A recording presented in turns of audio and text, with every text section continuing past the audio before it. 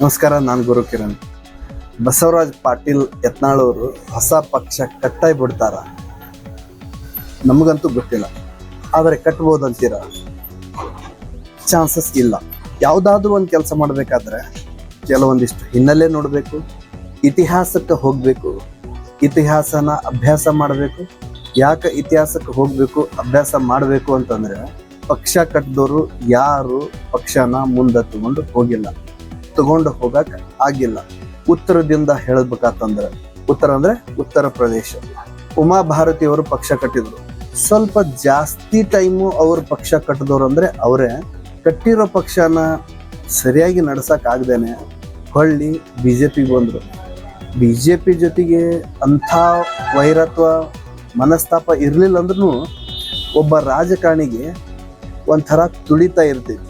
ಈ ಅಭಿಮಾನಿ, ಈ ಬಳಗ, ಈ ಮತದಾರರು, ನಮ್ಮ ನಾಯಕ ಅನ್ನೋದೇನು ಇರ್ತೈತಲ್ಲ, ಈ ಒಂದು ಹ್ಯಾಂಗ್ ಓವರ್ದಿಂದ ರಾಜಕಾರಣಿಗಳು ಹೊರಗೆ ಬರಕ್ಕೆ ಆಗೋದಿಲ್ಲ. ಹೀಗಾಗಿ ರಾಜಕಾರಣಿಗಳು ತಮ್ಮ ಮೂಲ ಪಕ್ಷದ ಜೊತೆಗೆ ಅಂದ್ರೆ ತಾವಿರೋ ಪಕ್ಷದ ಜೊತೆಗೆ ಮನಸ್ತಾಪ ಆದಾಗ, ನಾನು ಹೊರಗೆ ಬರ್ತೀನಿ, ನಾನು ಬೇರೆ ಪಕ್ಷ ಕಟ್ತೀನಿ, ನನಗೂ ಆ ಕೆಪಾಸಿಟಿ ಐತಿ, ನನಗೆ ಆ ಪವರ್ ಐತಿ. ಉಮಾ ಭಾರತಿಯಿಂದ ಹಿಡಿದು ತೀರಾ ಇತ್ತೀಚಿನ ಒಂದು ಉದಾಹರಣೆ ತಗೋತೀನಪ್ಪ ಅಂತಂದ್ರೆ ಜನಾರ್ದನ್ ರೆಡ್ಡಿ, ಸ್ವಲ್ಪ ಹಿಂದ್ಗಡೆ ಹೋದ್ರೆ ಶ್ರೀರಾಮುಲು, ಇನ್ನೂ ಸ್ವಲ್ಪ ಹಿಂದೆ ಹೋದ್ರೆ ಯಡಿಯೂರಪ್ಪ, ಇನ್ನೂ ಸ್ವಲ್ಪ ಹಿಂದೆ ಹೋದ್ರೆ ರಾಮಕೃಷ್ಣ ಹೆಗಡೆ ಅವರು. ಎಷ್ಟು ಮಂದಿ ಉದಾಹರಣೆ ಸಿಗಂಗಿಲ್ಲ. ವಿಜಯ್ ಸಂಕೇಶ್ವರ್ ಅವರು, ಸಾಕಷ್ಟು ಮಂದಿ ಉದಾಹರಣೆ ಸಿಗ್ತಾರೆ. ಯಾಕೆ ಪಕ್ಷ ಕಟ್ಟಕ್ಕೆ ಅವ್ರ ಕಡೆಯಿಂದ ಆಗಲ್ಲ ಅಂತಂದ್ರೆ, ಮೊಟ್ಟ ಮೊದಲಿಗೆ ಪಕ್ಷ ಕಟ್ಟಬೇಕಾದ್ರೆ ಅಲ್ಲೇ ಹೇರಳ ಸಂಪನ್ಮೂಲ ಬೇಕು. ಸಂಪನ್ಮೂಲ ಇಲ್ಲ ಅಂದ್ರೆ ಪಕ್ಷನೂ ಕಟ್ಟಕ್ಕಾಗಲ್ಲ, ಮುಂದೆ ತಗೊಂಡು ಹೋಗಾಕ ಆಗದೇನೂ ಇಲ್ಲ. ಸಂಪನ್ಮೂಲ ಬಹಳ ಪ್ರಾಮುಖ್ಯತೆ ಪಡಿತೈತಿ.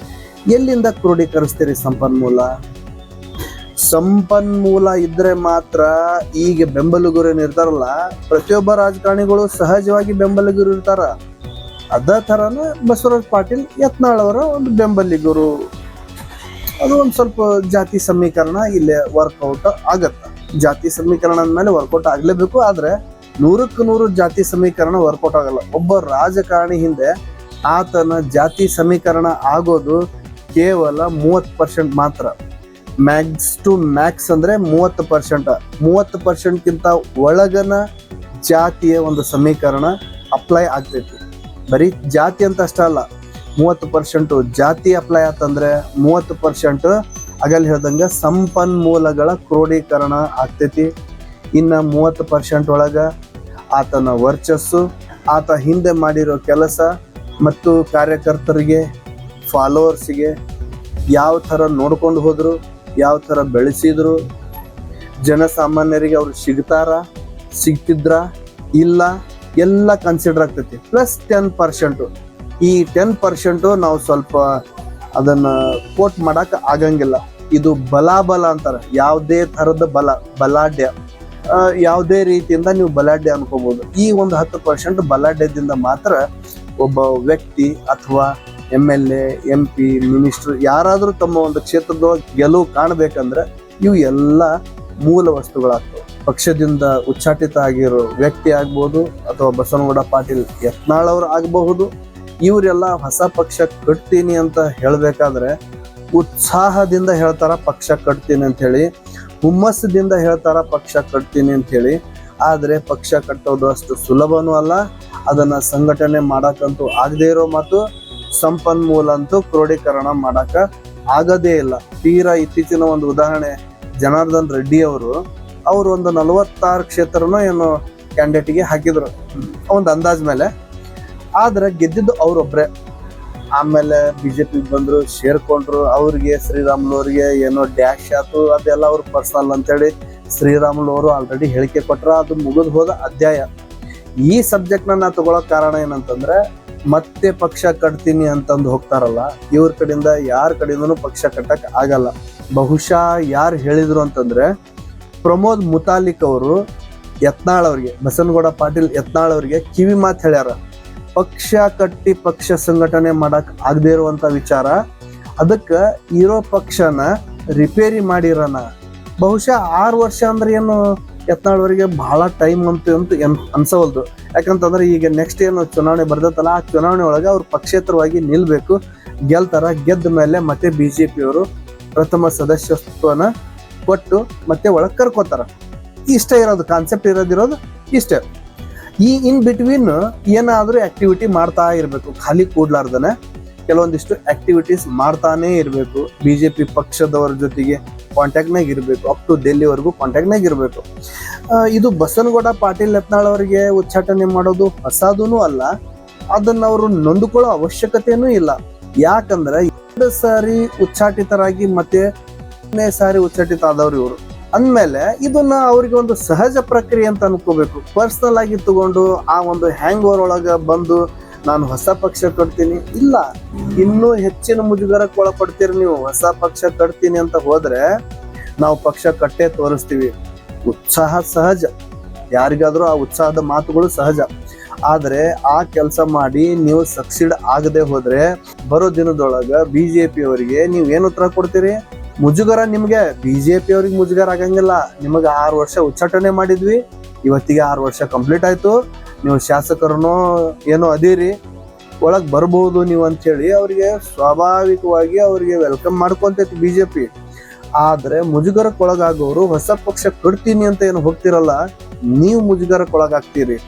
ಅದಕ್ಕೆ ಹೊಸ ಪಕ್ಷ ಕಟ್ಟುವಂತ ಒಂದು ದುಸಾಹಸಕ್ಕೆ ಕೈ ಹಾಕ್ಲಾರ್ದಾನೆ ನಿಮ್ಮದು ಏನೋ ಒಂದು ಕಾರ್ಯ ಕೆಲಸ ಐತಿ ಅದನ್ನ ಮಾಡ್ಕೊಂತ ಬಿಜೆಪಿ ಜೊತೆಗೆ ಮತ್ತೆ ಉಚ್ಚಾಟನೆ ಮಾಡ್ಯಾರ ಅಂತಂದ್ರೆ ಬಿಜೆಪಿ ಜೊತೆಗೆ ಲಿಂಕ್ ಇಟ್ಕೋಬಾರ್ದು ಅಂತ ಏನಿಲ್ಲಲ್ಲ, ಬಿಜೆಪಿ ಜೊತೆ ಲಿಂಕ್ ಇಟ್ಕೊಳ್ರಿ. ಸೊ ಇಷ್ಟೆಲ್ಲ ಇದ್ದಾಗ ಮತ್ತೆ ಹೊಸ ಪಕ್ಷ ಕಟ್ತೀನಿ, ಹೊಸ ಪಕ್ಷ ಕಟ್ಟಿ ಸಂಘಟನೆ ಮಾಡ್ತೀನಿ ಅನ್ನೋದು ಇದು ಯಾವುದೇ ಟೈಮಿಗೂ ಆಗ್ಲಾರ್ದು. ಪಕ್ಷ ನಾನು ಕಟ್ತೀನಿ, ಸಂಘಟನೆ ಮಾಡ್ತೀನಿ ಅನ್ನೋದು ನೀವು ಕ್ಯಾಲ್ಕುಲೇಟ್ ಮಾಡ್ಕೊಡ್ರಿ ಒಂದು ಅಂದಾಜಿನ ಮೇಲೆ. ಈ 4 ಏನು ಹೇಳಿದ್ನಲ್ಲ ನಾನು, 30 + 30 + 30 + 10 ಹೇಳಿದ್ನಲ್ಲ, ಈ 4ನ್ನ ನೀವು ಮೀರಿ ಪಕ್ಷ ಕಟ್ಟಕ್ ಆಗತ್ತಾ? ಅಂದ್ರೆ 30% ಜಾತಿ ಸಮೀಕರಣ, 30% ಸಂಪನ್ಮೂಲ ಕ್ರೋಢೀಕರಣ, ಇನ್ನು 30% ನಿಮ್ಮ ಕೆಲಸ ಕಾರ್ಯಗಳು ವೈಯಕ್ತಿಕ ವ್ಯಕ್ತಿಗತವಾಗಿ ಹೋದ್ರಂದ್ರೆ ಇನ್ನೂ 10% ಬಲಗಳು ಏನು ಬರ್ತಾವ ಅಂತ ಆಗಲೇ ಹೇಳಿದ್ನಲ್ಲ. ಇವು 4 ಕ್ಯಾಟಗರಿ ಬಿಟ್ಟು 5ನೇ ಕ್ಯಾಟಗರಿ ಏನಾದ್ರು ಐತಾ ಅಂತ ನೀವು ಸಮಾಲೋಚನೆ ಮಾಡ್ಕೊಳ್ರಿ. ಯಡಿಯೂರಪ್ಪನವರು ಅದೇ ಕೆಲಸ ಮಾಡಿದ್ರು. ನಾನು ಒಂದು ಲಾಸ್ಟ್ ವಿಡಿಯೋದೊಳಗೆ ಹೇಳಿದೆ 4.88 ಅಥವಾ 5.88 ಸಮಥಿಂಗ್ ಏನೋ ತಗೊಂಡ್ರು ಅತಿ ಕಡಿಮೆ ಸಮಯದೊಳಗೆ ಅಂತ ಹೇಳಿ. ಸ್ವಲ್ಪ ನಂದು ಲೆಕ್ಕಾಚಾರ ತಪ್ಪಿತ್ತು, ಅದು 9% ಏನೋ ತಗೋತಾರ ಅವರು ಯಡಿಯೂರಪ್ಪನವರು. ಯಾಕಪ್ಪ ಅಂತಂದ್ರೆ ಇದನ್ನ ರಿಪೀಟ್ ನಾನು ಯಾಕೆ ಹೇಳಕತ್ತೀನಿ ಅಂತಂದ್ರೆ 9% ಓವರ್ ಆಲ್ 9% ವೋಟ್ ತಗೊಂಡಿರೋ ಯಡಿಯೂರಪ್ಪನವರು ಇನ್ನ ಒಂದ ಪೀರಿಯಡ್ ಅಂದ್ರೆ ಒಂದು 5 ವರ್ಷ ತಡೆದಿದ್ರಂದ್ರ 2ನೇ ಪೀರಿಯಡ್ಗೆ KJP ಇಂದ ಎಷ್ಟು ಜನ ಎಲೆಕ್ಷನ್ಗೆ ನಿಲ್ತಿದ್ರು, ಇಳಿತಿದ್ರು, ಮತ್ತೆ ಎಷ್ಟು % ತಗೋತಿದ್ರು ಅನ್ನೋದು ಅವ್ರ ಶಕ್ತಿ ಅವ್ರಿಗೆ ಗೊತ್ತಾಗ್ತಿತ್ತು. ಆದ್ರೆ ಒಳಗಡೆಯಿಂದ ಒಂದು ತುಡಿತ ಇರ್ತೈತಿ, ನಾನ್ ಬಿಜೆಪಿ ಬಿಟ್ಟು ಬಂದು ತಪ್ಪು ಮಾಡಿದೆ, ಮರಳಿ ನಾ ಮತ್ತೆ ಹೊಳ್ಳಿ ಬಿಜೆಪಿ ಹೋಗ್ಲೇಬೇಕು, ಮರಳಿ ನಾ ಬಿಜೆಪಿ ಸೇರ್ಲೇಬೇಕು ಅನ್ನೋದೇನು ಇರ್ತೈತಲ್ಲ, ಆ ತುಡಿತದೊಳಗ ಅವ್ರು ತಗೊಂಡಿರೋ 9% ವೋಟಿಂಗ್ನು ಕೂಡ ಅವ್ರಿಗೆ ಕಾಣದೇ ಇರೋದಕ್ಕೆ ಇದೇ ಕಾರಣ. ಬಿಟ್ಟು ಬರೋತನ ಒಂದಾಗಿರ್ತೈತಿ, ಬಿಟ್ಟು ಬಂದ್ಮೇಲೆ ಇನ್ನೊಂದಾಗತ್ತ. ಸೊ ಬಸವರಾಜ್ ಪಾಟೀಲ್ ಯತ್ನಾಳ್ ಅವರೇ, ನೀವು ಹೊಸ ಪಕ್ಷ ಕಟ್ಟೋ ಅವಶ್ಯಕತೆ ಇಲ್ಲ, ಕಟ್ಟಿದ್ರು ಸಕ್ಸೀಡ್ ಆಗೋ ಸಾಧ್ಯತೆನೂ ಇಲ್ಲ. ಆಗಲ್ಲ ಹೇಳಿರೋ ಫಾರ್ಮುಲಾನ ಫಾಲೋ ಮಾಡೋಕ್ಕಾದ್ರೆ ನೀವಾಗ್ಬೋದು, ನಿಮ್ಮ ಫಾಲೋವರ್ಸ್ ಆಗ್ಬೋದು, ನಿಮ್ಮ ಬೆಂಬಲಿಗರಾಗ್ಬೋದು, ಒಂದು ರೌಂಡ್ ಅಪ್ ಒಂದು ಕ್ಯಾಲ್ಕುಲೇಟ್ ಮಾಡಿಕೊಡ್ರಿ. ಇದನ್ನೆಲ್ಲ ನಾವು ಅಚೀವ್ ಮಾಡೋಕ್ಕಾಗತ್ತಂದ್ರೆ ಹೊಸ ಪಕ್ಷ ಕಟ್ಟೋ ಒಂದು ಧೈರ್ಯ ಹುಮ್ಮಸ್ಸು ಮಾಡ್ರಿ. ಆಗಲ್ಲಪ್ಪ ಅಂತಂದ್ರೆ ಹೊಸ ಪಕ್ಷ ಕಟ್ಟೋದ್ರೊಳಗೆ ಯಾವುದೇ ರೀತಿಯಿಂದ ಅರ್ಥ ಇಲ್ಲ. ಯಾಕಂದ್ರೆ ಸಂಪನ್ಮೂಲ ಅಂತ ಆಗಲೇ ಹೇಳಿದ್ನಲ್ಲ, ನಿಮ್ಗೆ ಸಂಪನ್ಮೂಲ ಕ್ರೋಢೀಕರಣ ಮಾಡಾಕ ಆಗಂಗಿಲ್ಲ. ಬಹುಶಃ ಇದಕ್ಕಿಂತ ಜಾಸ್ತಿ ಕ್ಲಾರಿಟಿ ಇನ್ನೂ ಕೊಡಕ್ ಆಗಲ್ಲ. ಪಾಲಿಟಿಕ್ಸ್ ಅನ್ನೋದು ಸಿಂಪಲ್ ಆಗಿ ಇಷ್ಟ ಫಾರ್ಮುಲಾ ಅಂದ್ಮೇಲೆ ನಿಂತೈತಿ ಅಂತ ಹೇಳ್ತಾ ಮತ್ತೆ ಇದೇ ಥರ ಬೇರೆ ಸುದ್ದಿ ಜೊತೆಗೆ ಮತ್ತೆ ಬರ್ತಿರ್ತೀನಿ. ಅಲ್ಲಿವರೆಗೂ ನಮ್ಮ ಸುದ್ದಿನ ನೀವೇನು ನೋಡಾಕತ್ತೀರಲ್ಲ, ಸಬ್ಸ್ಕ್ರೈಬ್ ಮಾಡ್ದೇನೆ, ಶೇರ್ ಮಾಡ್ದೇನೆ, ಲೈಕ್ ಮಾಡ್ದೇನೆ ನೋಡಾಕತ್ತೀರಿ. ಆದಷ್ಟು ಅದನ್ನು ಕೂಡ ಮಾಡಿ ನಮಗೆ ಸಪೋರ್ಟ್ ಮಾಡಿದ್ರಂದ್ರೆ ಮುಂದಿನ ದಿನದೊಳಗೆ ಮತ್ತೆ ಒಳ್ಳೆ ಸುದ್ದಿ ತರೋ ಪ್ರಯತ್ನ ಮಾಡ್ತೀವಿ ಅಂತ ಹೇಳ್ತಾ ಮತ್ತೆ ಸಿಗ್ತೀನಿ ನಿಮಗೆ ಮುಂದಿನ ಸುದ್ದಿ ಒಳಗೆ. ಬಾಯ್.